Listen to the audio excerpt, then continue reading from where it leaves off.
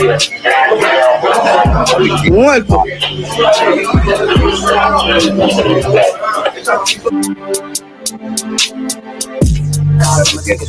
walk down, I'm off the blick. If we hop out, I'ma take a risk. I'm already knowing what come with this shit. They already.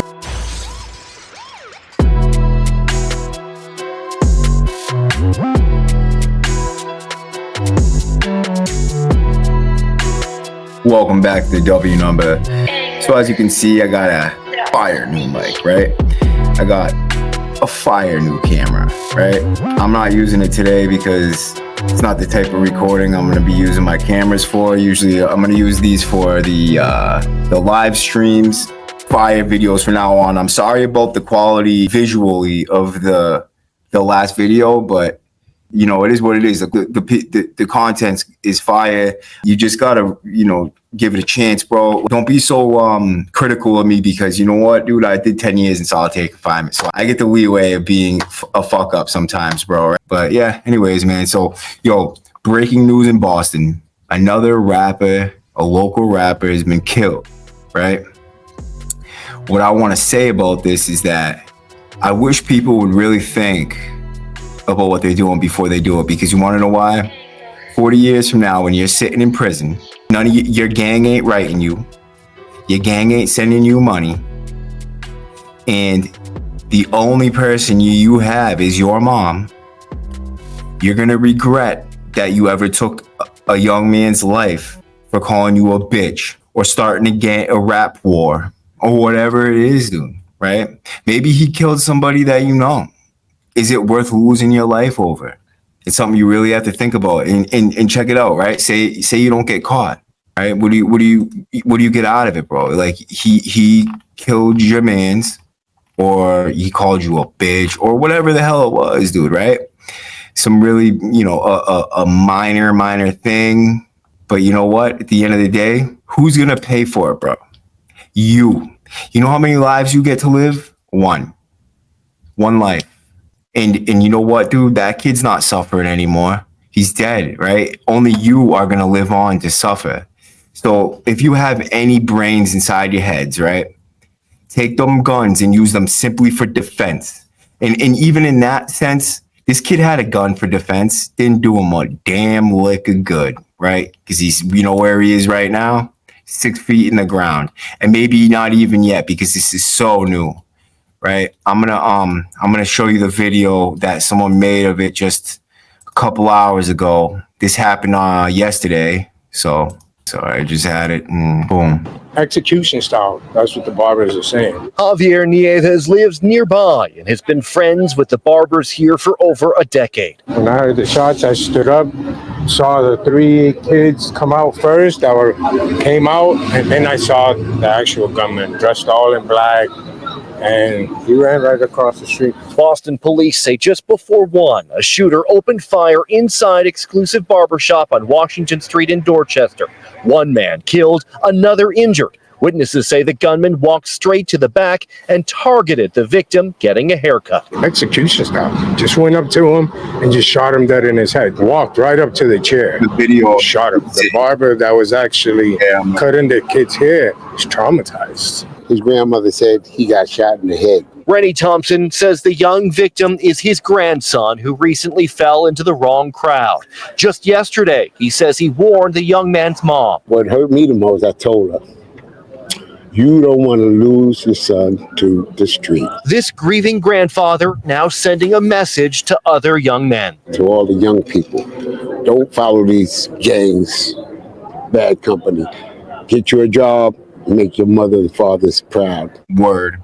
Yo, check it out. And tonight, barbershop workers are hoping that their store security video.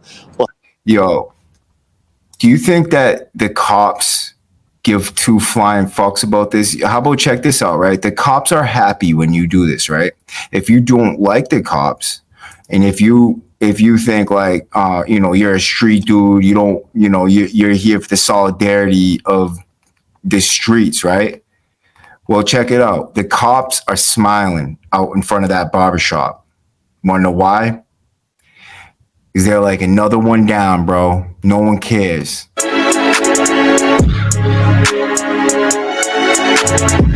Video I found on that notified me.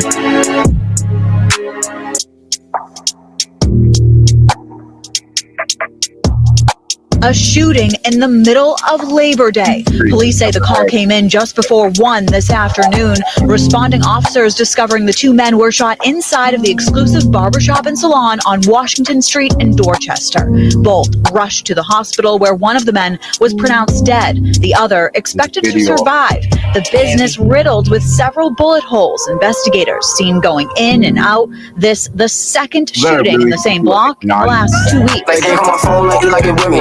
Turbo weight almost down my city. He said them niggas is been in a hush. I jumped on my bed and I picked up my blicky. First you be back in like 50. Only because you gon' make shit litty. First if I came back to the crib, now she sucking my dick while I'm grabbing the titty. So we throw the fours and that double low. We got the shoes who really on go. Playing that game all night, masked up. You think with bro, like what? My pole. Like how? Shoot shit, boy, shit troll. Sending them shots to the niggas I owe. I got a few dead niggas I smoke. Them niggas ain't mad that I'm smoking they bro. And we smoke Popsy. He trash. That's the dread to be making me flow. Too many dead niggas that I know. We spinning my block and we fat the most. He moving slime, we wiping his nose like you ain't no killer. You ain't getting close. Don't understand how niggas want beef by the bitch when you know the little bitch. Big die out. Them niggas is pussy and when they see Booby, he go in the trunk. He ain't get back for his bitch, that's tough. How many dicks that thought bitch shut? And we still sliding, turning it up till bro keep shooting, ain't heard him enough. I can't fuck with him.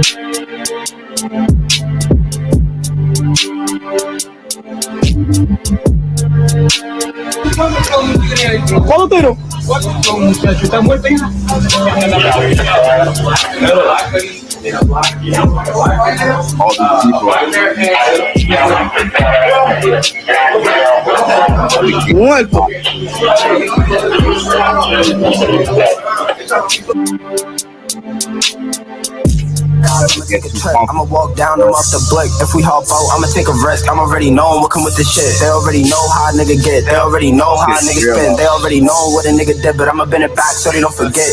10 shots, blow it off the rip. Free Nino, nigga, that's my crib.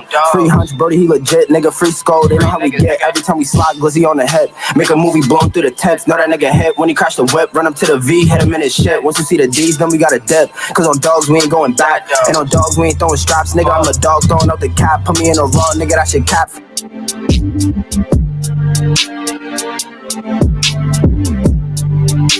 It's crazy out there, bro.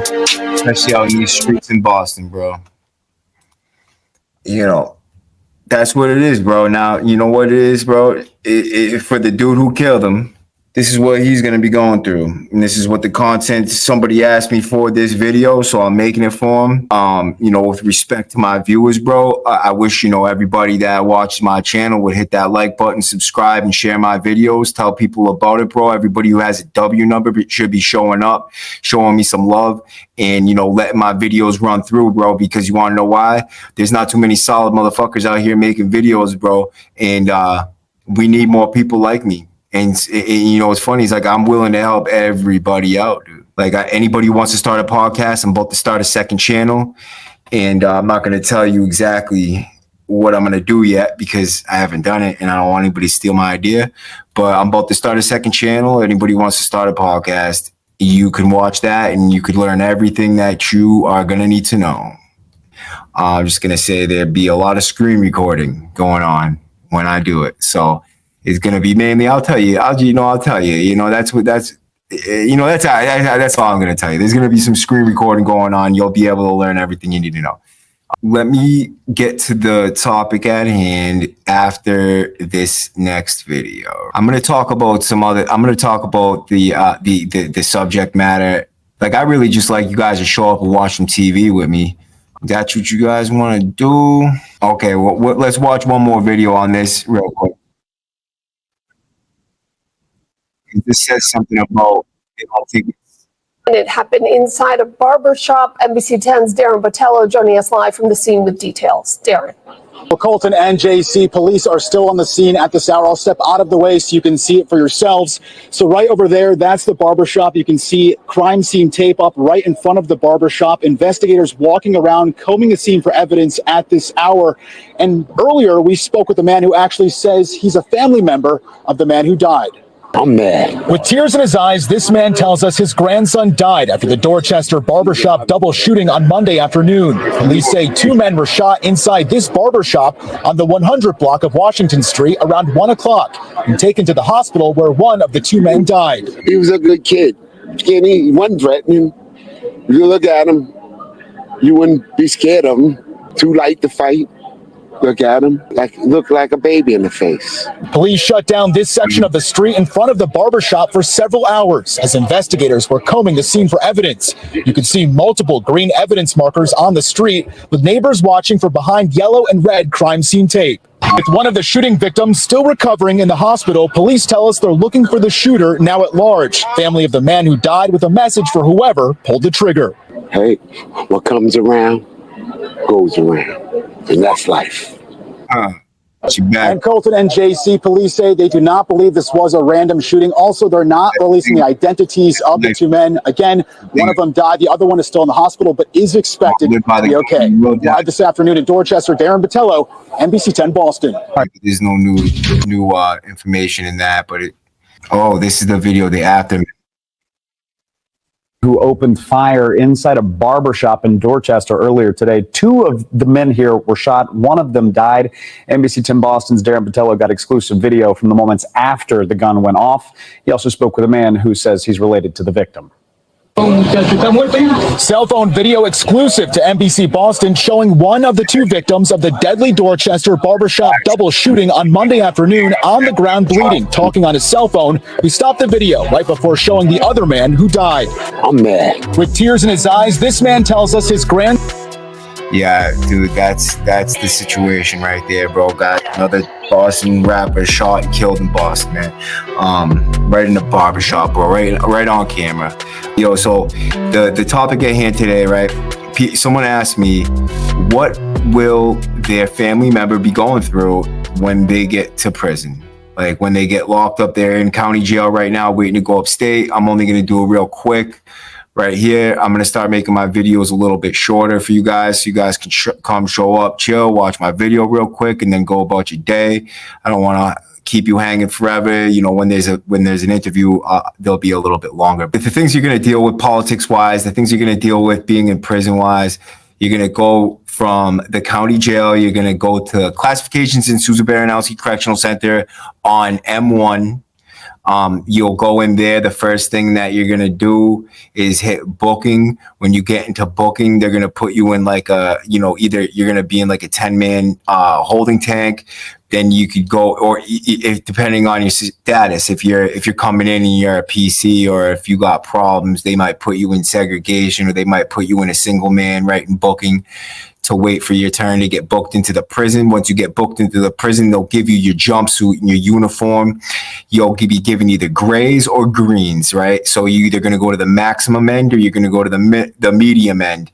Greens are medium end, grays maximum end. If you go to the maximum end, you're going to end up with no sneakers, no TV, no electronics, nothing at all, right? You're going to go in there. It's kind of like segregation. You spend 22 hours locked down every single day. It's actually 22 and a half hour lockdown every day. You could spend years and years over there. There's no time limits on it because they don't call it segregation. They call it a alternative housing unit so that they can get away with keeping people there for years at a time.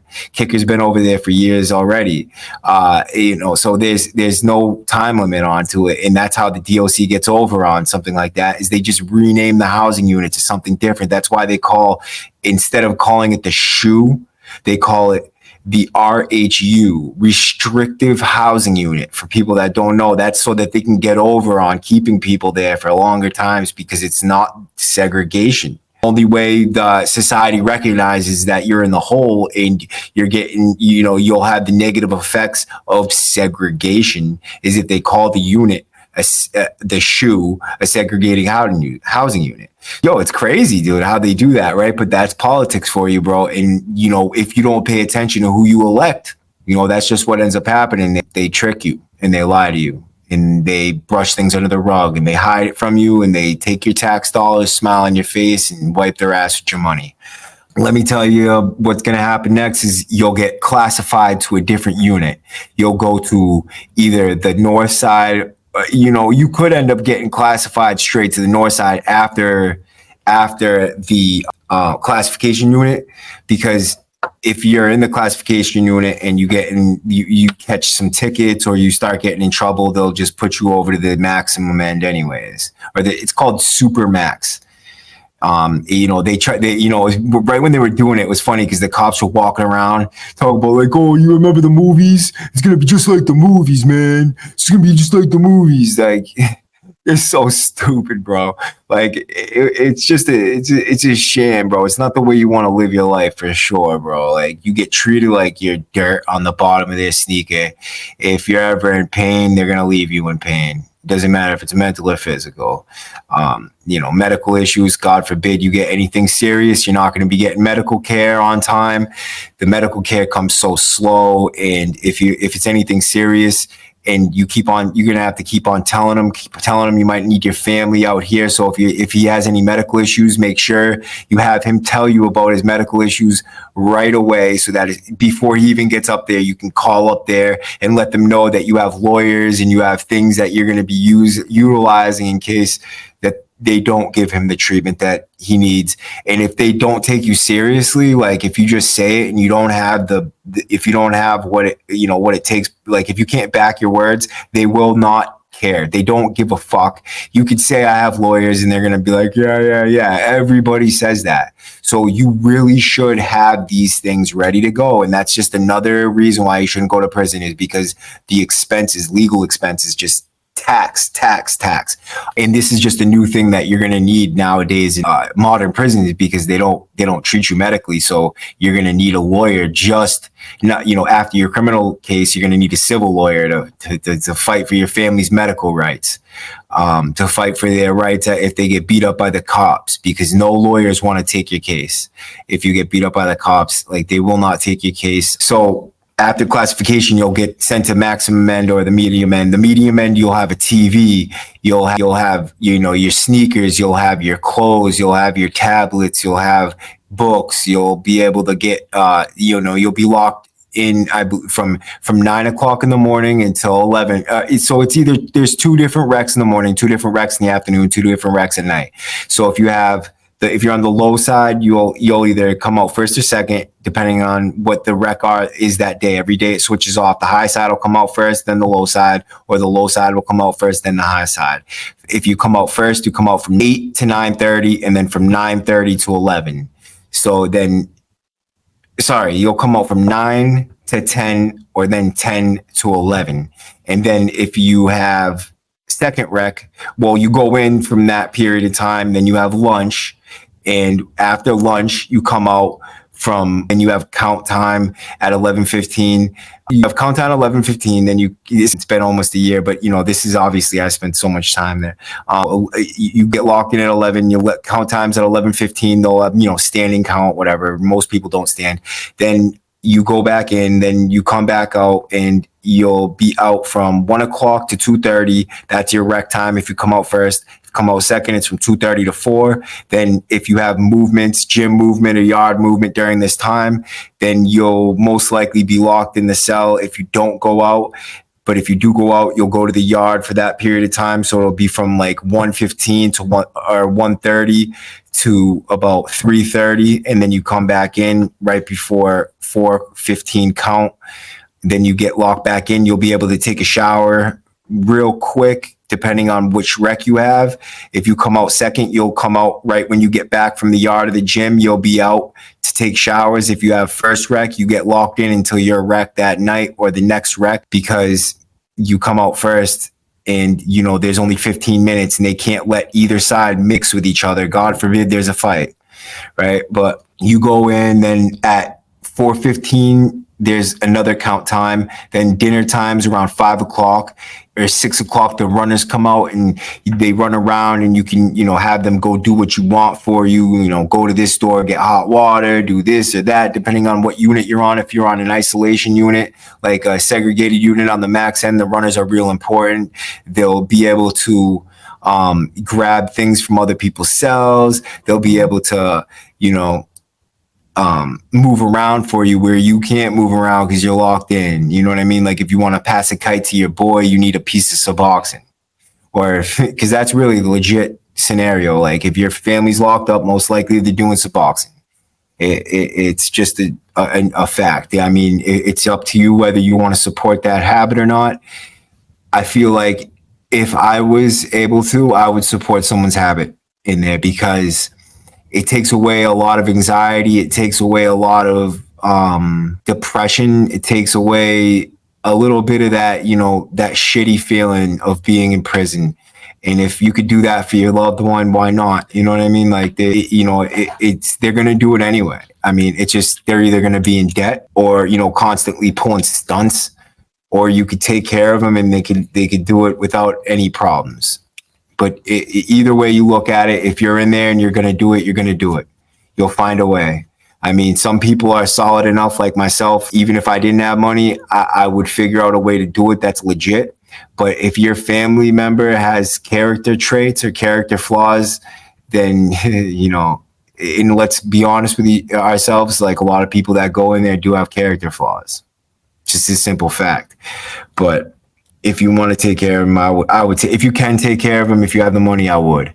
I would also recommend that he goes to the yard, he goes to the gym, every movement, make sure he gets out of his cell as much as possible, because staying in your cell keeps you isolated. It keeps you depressed, and it'll, you don't do anything but think about the negativity when you're locked in your cell. So getting out of your cell, even if you don't feel like it, it's a major fix on your depression. Stay exercising, go to the gym, work out, stay active, play sports, play handball, play basketball in the yard, do whatever you can do to stay active and healthy, because you're not going to enjoy your time if you don't. I mean, your time goes by a lot slower when you don't have a routine. So a routine is extremely important. And, as far as the politics goes, if he is in a gang, if he's not in a gang, I don't know, you could leave a comment in the comment section. But if he's in a gang, then most likely he'll already have people up there and he'll just mingle with those people. It's better not to switch up when you get there. Like don't, if you're in something, or if you come up there as something, you stay as that and until you go home, unless you're going to be a Christian. And in that case, you better be really fucking serious about it, because number one reason, God don't play games. And number two, if people see that you're just trying to pull a little bit of a move, like, oh, I'm a Christian because you're scared, they'll know. You can tell. You know what I mean? Like a lot of people go in there and they become Muslims and stuff like that. Full on stunt, dude. Like a lot of them are just rapists in disguise, or they're just, rats or whatever, man. And that's what a lot of like the solid Muslims, they'll be like, I hate that. They don't condone them. They don't bring them in, even though Allah says to, forgive and not let that type of thing get in the way of you bringing in a brother. But the true fact is that most of these brothers are really not true. They're just going up there because they're scared. And I bet you even Allah doesn't have respect for that. Good time is very important. I would start getting good time as soon as you get up there, because if you do not start and get in the routine of good time right away, then before you know it, half your sentence is going to be over and you have no good time. And let's face it, even if you get 1 day a month, that's 1 day sooner that you're going to go home. And every month it adds up. 12 days a year, 24 days every 2 years, 36, whatever the fuck it is. Yeah, I didn't go to school for math. But yeah, just, be very vigilant with your good time. Sign up for programs, sign up for the kitchen, sign up for a job on the unit. Do whatever you can, because the first time I went to prison, I didn't do any of that shit. I went right up there. I got right up in the bullshit. I got 11 days good time on 6 years. And on the second time I went there, let's put it this way. I'm home now. I've been home for about a year and some change, and my brother's still there. But, he did catch extra time. He did get an extra charge, but he got parole, and he's getting out on Wednesday. Oh, my brother's getting out on Wednesday, bro. I love you, man. I pray for my brother, man. Pray for my brother. He's getting out of prison on Wednesday. Show him some love, dude. Like I'll get his information out there somehow in the future when he gets out, depending on if he wants me to or not. But, pray for my brother, Ryan Todd, getting out of prison. Solid kid, He's a pro fighter. We both went to prison over this situation. I was his co-defendant, but he's getting out on Wednesday, got parole. But the thing is that if you don't go in there getting good time right away, then before you know it, you're going to be doing a lot more time than you had to. I got almost a year of good time. That's pretty dang good. Like, when it comes down to it, I got 300 and something days of good time. And that was me doing every single chance I got. I had good time. But the worst part about my good time is that I went to DDU to get it. And because I had the mental health thing going on, I ended up you get more ability to get good time. So you get signed up for programs and things like that. And because you're in those programs, they give you good time for it if you go to them and you participate in them. If you don't, but nowadays, what they did is they changed a lot of the laws where if you have mental health problems, whatever it is, it could be the very minor thing like anxiety, depression, PTSD, things, anything qualifies as a serious mental illness. So now everybody qualifies for serious mental illness. They did shut down the DDU for the most part. There's only it's the B wing. So B wing is mental health, and that's the only thing they have left because every single person in DDU is considered to have mental health issues at this point in time. Because let's face it, DDU does some serious damage to your mental health. As someone who did 10 years in DDU, I can tell you that it is a miracle that I am as normal as I am right now. A lot of the times you'll catch me in speech impediments, things like that. And these things developed in DDU. I didn't have them before I went to DDU. I developed a lot of these things while I was in the hole. A lot of the traumas and things like that I have experienced, I've experienced them in the hole, like going through, beatings and things like this. You can watch my previous videos and get a handle on it. I'm sorry that this video is a little bit it's a little low energy today. I hope you guys can really bear with me on this, man. Like, show up for me, man. Let's show me some love, bro. Like, show up for my live streams, show up for my premieres. Like, why aren't you clicking on my videos, bro? Like, this shit's starting to get annoying. But I love you guys, man. If there's anything you really want to know, I'm actually gonna make a full video of prison time. All right, man. All right. W number. Ow.